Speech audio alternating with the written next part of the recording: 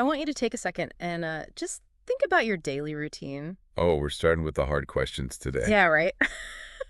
But seriously, have you ever had a moment, maybe you're on your morning commute, staring out the window of a train, or, sitting in some incredibly long, pointless meeting where you just feel completely and utterly out of place? Like a fish out of water. Exactly. Like you are deeply yearning for a reality or just a specific feeling that you can't quite picture, but you just know in your bones that your current life is not it. It's a profound, um, almost aching sort of alienation. And it's a Yeah. feeling that actually serves as the exact starting line for the fascinating journey we're taking you on today. Right. Because today we're doing a deep dive into a highly unique, beautifully translated philosophical essay. It was written by an author named Shuefeng back in February of 2021. And the title poses this really direct, slightly intimidating question. It's called Check and See If You Are on the Way to Heaven. Yeah, but before you roll your eyes and think, oh, I know exactly where this is going, let me just stop you right there. The mission of this deep dive is absolutely not to preach a specific religion or hand down some dusty ancient dogma. No, far from it. What Swifting has actually written here is a highly specific, very provocative psychological roadmap. Right. It's a roadmap that blends some genuinely wild cosmic visions with incredibly grounded memories of rural life in 1963. And then suddenly, almost jarringly, it pivots to talk about modern technology, like the social media app WeChat. It's pretty unexpected, but it's essentially a guide to untangling yourself from the heavy norms of society to figure out if you are, mentally and psychologically speaking, on the path to what he calls heaven. Okay, let's unpack this, because how does someone actually begin a journey like that? Well, it begins with a memory, a very grounded earthly memory from Swefeng himself, set on a sweltering summer evening in the Chinese countryside back in 1963. And understanding this setting is, it's crucial to everything that follows. Because it was a completely different world back then. Exactly. He paints this vivid picture of a time before the relentless digital noise that you and I are so utterly used to today. There are no newspapers being delivered, no radios buzzing in the background. Definitely no smartphones to stare at. Right, just people sitting in the dark. He describes how, after dinner, adults would just gather around in the village to chat and brag. That was their entire internet. It sounds incredibly idyllic, but when you think about it, passing knowledge entirely by word of mouth like that, it also creates a very rigid, closed ecosystem of information. Precisely. It is an epistemological bubble. And into this perfectly closed ecosystem steps an uncle who drops a seemingly innocuous piece of trivia. Oh. Yeah. He tells the villagers, when it's noon where we are, it's midnight in some places. When it's summer where we are, it's winter in some places. Which is, basic elementary school geography to us today. But the villagers, Right. Shuofeng writes that they burst into uproarious laughter. They completely mocked the poor guy. They really did. They thought he was spouting absolute whimsical nonsense. Because in the minds of the people in that specific time and place, their immediate sensory experience was the absolute hard limit of reality. Their fundamental logic was, if it's daytime right here where my feet are planted, it just must be daytime everywhere in the universe. Right. If the sun is beating down on me, the entire planet is obviously experiencing summer. To accept the uncle's claim would mean destroying their entire foundation of how the world works. Ex- It really reminds me of living inside a tiny fishbowl. Imagine you have a fish that swims around its little glass sphere all day long. If you somehow managed to communicate with that fish and tried to explain the concept of the Pacific Ocean. Oh, I like this. Right. Like you try to explain a body of water so vast you can't even see the other side, the fish is going to look at you and say, you're crazy. Reality is made of glass walls and neon gravel. I've swam to the edge myself. I know what's out there. But isn't it just human nature to reject what we can't immediately see or experience? It absolutely is, and that is the foundational psychological principle Shuefeng is establishing right out of the gate. He brings up a classic philosophical analogy to drive this home. The blind man and the elephant. Yes, a blind man trying to figure out what an elephant is by just touching one specific part of it. If he touches the trunk, he thinks reality is a snake. If he touches the leg, he thinks reality is a tree trunk. Right. Shuefeng is pointing out that our understanding of the universe is severely handicapped by our limited, localized cognition. We're constantly trying to grasp the infinite universe using highly restricted, finite biological tools. And if our earthly reality is so hopelessly limited, what happens when we try to comprehend something completely beyond it? Strueffing introduces this idea by talking about his first trip abroad to the country of Zimbabwe. Right. He describes experiencing a heavenly beauty when he arrived there. The environment, the atmosphere, the feeling was so profoundly beautiful to him that he instantly decided he was never leaving. And he didn't. He ended up staying in Zimbabwe for 17 years. 17 years from a single first impression. That is a massive paradigm shift. But he uses that deeply personal experience of discovering an unimaginably beautiful place right here on Earth to introduce the concept of discovering unimaginably beautiful places out in the broader universe. And this is where his philosophy gets incredibly vivid and honestly a little surreal. Yeah, he starts describing these actual specific heavens. Yes, he maps out different cosmic realms. He mentions a place called the Thousand-Year World, which is a heaven with no sun and no night, just a perpetual glowing twilight. Wow. Then there is the 10,000-year world, where the sun is always fixed in the exact same place in the sky, meaning time essentially doesn't pass the way we experience it. And finally, he describes the Elysium Celestial Islands continent. Where physical labor doesn't exist, right? Exactly. Everything you need is just created instantaneously by transformation. I have to admit, when I got to this part in the text, I was heavily skeptical. Floating islands, a fixed sun, worlds with no nighttime. It's a lot to take in. It is. Like, are we supposed to take this literally? Because, let's be honest, it sounds exactly like the world building in a high fantasy sci-fi novel. Well, what's fascinating here is how Su Feng brilliantly anticipates exactly that reaction from you. Immediately after describing these surreal cosmic heavens, he pauses the narrative and asks the reader directly. He does, yeah. He says, "Do you think I'm out of my mind? Do you think I'm just being whimsical and talking nonsense?" Oh, he is throwing our own skepticism right back in our faces. Exactly. It's a deliberate thematic mirror. By asking if you think he's crazy, he is forcing you to pause and consider, wait, am I acting exactly like the laughing villagers from 1963? Oh, wow. Right. By flat out rejecting a reality just because it defies my current limited understanding of physics and nature, am I just a fish in a bowl denying the existence of the Pacific Ocean? That is a brilliant rhetorical trap. He completely breaks down our certainty in our own reality first, so we're humbled enough to actually listen to him. Exactly. He's deliberately pushing our cognitive boundaries before he even attempts to introduce how one might actually reach these places. So, once our cognitive boundaries are sufficiently stressed, how does he suggest we actually begin this journey? Because what surprised me is that it doesn't start with, retreating to a monastery or shaving your head or intense prayer. No, not at all. It starts with a feeling of intense discontent. Yes, the starting line is characterized by a deep, almost physically painful yearning for a distant place. Su Feng describes a person who fundamentally loves life but feels entirely out of place in their current environment. The specific details he uses here are so universally relatable. He writes about a person who is busy every single day just surviving, but deep down they hate the rushing. They hate laboring endlessly for money, power, status, and reputation. It's exhausting just thinking about it. Right. They absolutely despise the dynamic of people trying to control other people, and they hate being constantly swayed by the chaotic environment around them.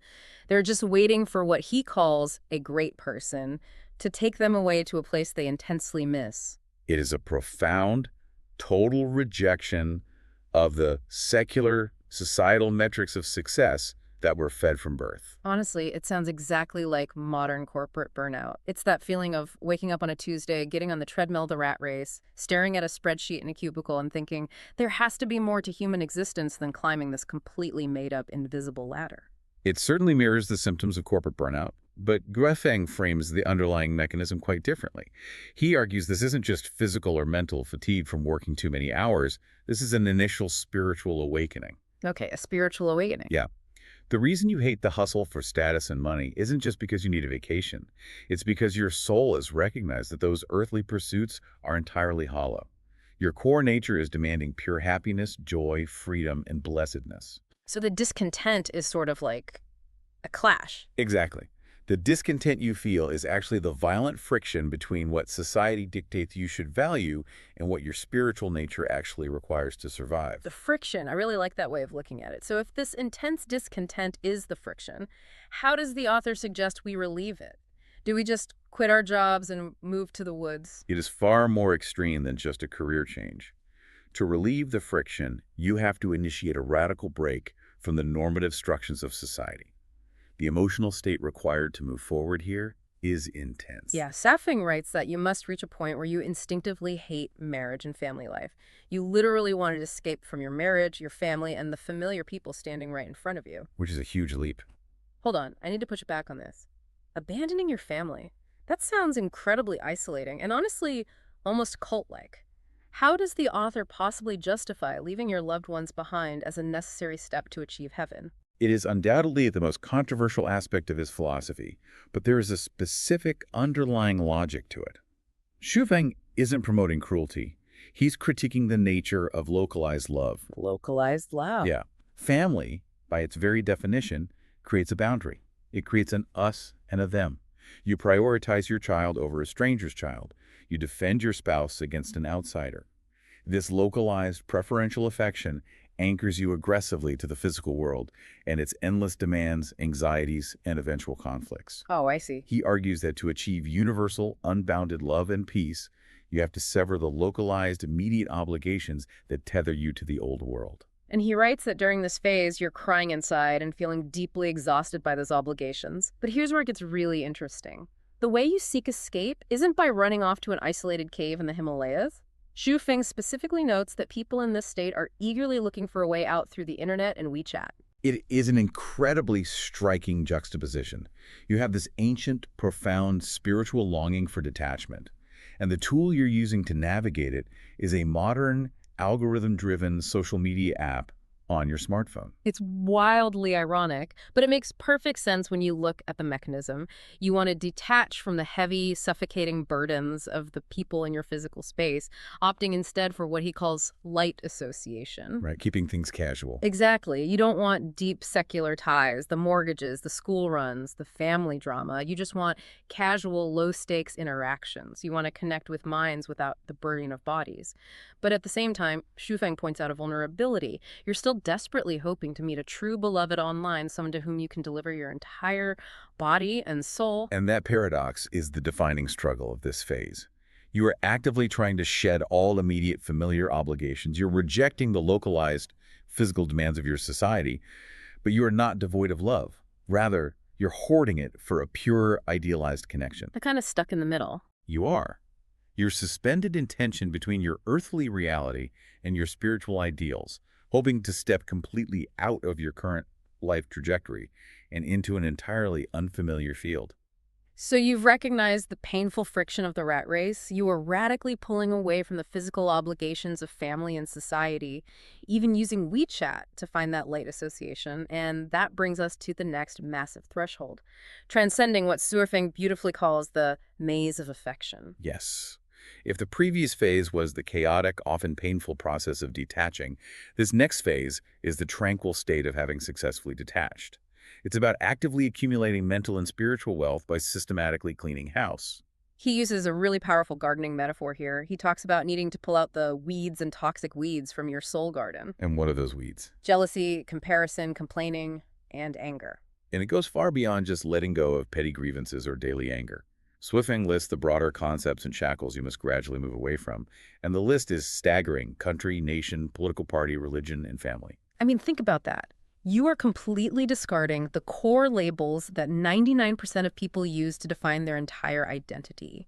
You're deciding that you aren't a citizen of a nation, you don't belong to a political party, you aren't defined by a religion, and you aren't even defined by your family unit anymore. It's a massive shedding of identity. It's like a radical Marie Kondo decluttering. But instead of, throwing away old sweaters, you are throwing away your political party, your nationality, and your resentments to find what truly sparks joy. If we connect this to the bigger picture, the psychological mechanism at work here is the total removal of the architecture of conflict. Why do human beings fight? We fight over scarce resources, we fight over national pride, we fight over religious differences, we fight over family honor. Yeah. By discarding those labels entirely, you remove the very reasons for conflict from your mind. That is why Xu Feng argues that in this stage, happiness, joy, and freedom finally become your daily norm. You reach a point where it becomes fundamentally impossible for you to hurt anyone, any life, or the natural environment. Because you have absolutely nothing left to defend. You've dropped your armor, you've lowered your flags, and you've stepped off the battlefield. And this culminates in a truly beautiful, idyllic vision. Yeah, he describes wanting to just integrate into nature. Working when the sun rises, resting when the sun sets. Living in a state where no one pockets things they find on the ground, and doors are never bolted at night because there is literally no concept of theft. It's total unburdened harmony. And Swifting is explicit about this. If all these phenomena, the lack of jealousy, the shedding of labels, the profound peace are present in your life, you are unequivocally on your way to heaven. Which brings us to the final and maybe most provocative point of this entire deep dive, the ultimate criteria for who actually qualifies for the seven. Swefeng lists out everything that does not matter, and it's basically a wholesale rejection of everything society tells us is important. The exclusions are deeply comprehensive. Going to heaven, according to this philosophy, has absolutely nothing to do with your university diploma, your intellectual wisdom, your social status, your accumulated wealth, your physical appearance, or your reputation in the community. It even throws out traditional religious metrics, which I found fascinating. He argues that it doesn't matter if you've read 1,000 holy scriptures, or formally acknowledged a famous spiritual master, or traveled the world meeting capable teachers. It really wipes the slate clean. He even claims it doesn't matter how many charitable good deeds you have done in the past. So what does this all mean? If you strip away intellect, wealth, religious devotion, and even charity, what is possibly left to judge a person by? What is left is the absolute core truth of Quifeng's philosophy. He states that reaching heaven relies entirely on one single thing, your nature of Tathagata, which is inextricably linked to your pure state of mind. The nature of Tathagata, that is a massive concept. How do we even begin to understand what that actually means in practical terms? Think of it like this. Imagine a bright, shining sun that is completely obscured by thick, dark storm clouds. The sun is your nature of Tathagata, your true, unconditioned, pure inner nature. The storm clouds are everything we just talked about. Your ego, your national pride, your family drama, your career anxieties, your jealousy. So it's all the clutter blocking the light. Exactly. Reaching heaven isn't about building a ladder tall enough to reach the sun. You don't have to create the sun. It's already there. Reaching heaven is simply about letting the wind blow the storm clouds away so the light can finally shine through. That makes so much sense. It is entirely an internal metric. You cannot buy your way in with $1 billion, you cannot study your way in with a PhD, and you cannot even good deed your way in by building orphanages if your internal state is still secretly clinging to ego, pride, and societal labels. As Xufeng concludes, as long as you are sincere and you continue to relentlessly climb and trek toward that unclouded state of mind, you will reach it. It is a profound challenge to the listener. It asks you to fundamentally reevaluate everything you are holding on to tightly and deeply question why you are holding on to it. It really is. It's an incredible, sweeping journey we've just tracked today. We started in a rural Chinese village in 1963, looking at an uncle being mocked for simply suggesting the world was bigger than what the villagers could see. We traveled to the unimaginable sci-fi-like celestial islands. And then we walked through a rigorous, almost ruthless psychological roadmap. Right, a process of acknowledging the painful friction of the modern rat race, radically severing the deep expectations of family and society, even using modern tools like WeChat to find an escape hatch, and finally, painstakingly clearing the weeds of jealousy, national identity, and religious dogma from our soul garden to achieve pure, unburdened peace. It is a radical unlearning of what it means to be a modern human. It really is.